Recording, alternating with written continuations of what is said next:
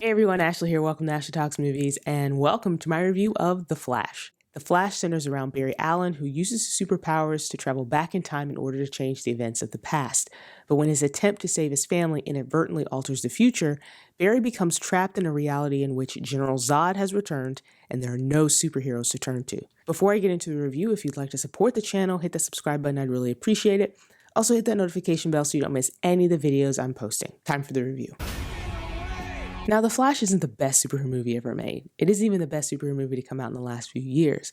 But it is a really solid film, one with very interesting characters, a lot of heart, a lot of humor, and it has a really interesting, if clumsily executed, story. Ezra Miller plays Barry and actually does a fantastic job with this performance, reprising a role that they've played before in previous DC movies. But what's really interesting, what really works in Miller's favor, is that they get to play two versions of Barry. Barry goes back in time and creates this rift and basically has to interact with another version of himself. And so Miller does such a great job of playing those two different versions of that character. One that's a little bit more serious and one that is that sillier, goofier version that we have interacted with over the last few movies.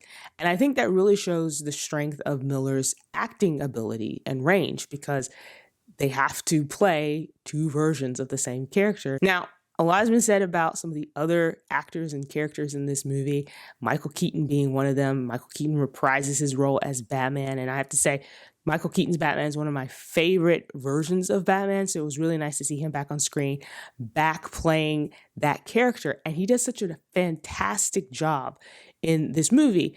The movie knows exactly what to do with Michael Keaton and what to do with Michael Keaton's Batman, and so yeah, in many ways, it does feel a bit like fan service, but it's the good kind of fan service in which the movie respects this character and knows exactly what to do with this character and allows Keaton and the character to do things that they weren't able to do previously, but also have enough nods to the past that it is familiar. Sasha Calle plays Supergirl, and this is the introduction of this character in this movie, and she does a good job of what she's given. She's not given a ton in this movie. She doesn't have a ton of dialogue. She's not on screen that often, but with what little screen time she is given, she does make a very forceful presence.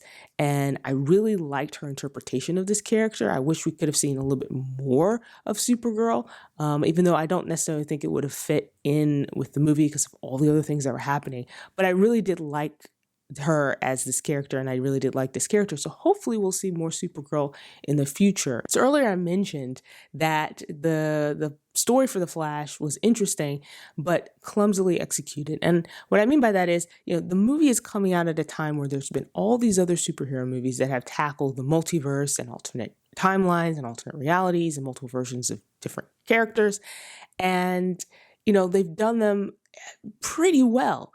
And so you have a movie like The Flash that comes out and it's doing that too, and it does an okay job with it, but it's not doing anything new. It's not doing anything inventive. It doesn't feel fresh. The biggest problem that I had with this movie, and I'm sure I'm not alone in this, the biggest problem I have with this movie is the CGI. And I feel like I say this so often in my reviews about movies that are very CGI heavy and that the CGI doesn't look great or it's bad sometimes, but here it is particularly terrible. And I think one of the biggest issues with the CGI in this movie is that it's inconsistent. So you'll have scenes where the CGI looks really well polished, it looks very finished, and then there will be scenes right after that where the CGI looks muddled, it looks unfinished. There's so much of it. And then to have scenes where it is so obvious is really a problem. Then there are moments where, there are two Barry Allens in many parts of this movie. And so it was very clear when the two Barry Allens were on screen together, that one was the real Barry Allen, i.e., Ezra Miller is there in the shot. And then some kind of the CGI'd version of it where either they used a stand-in and replaced the stand-in's face with Ezra Miller's face, or some other way and to create having two Barry Allens. And it was very distracting because sometimes the characters' heights were off. The proportions were off a little bit.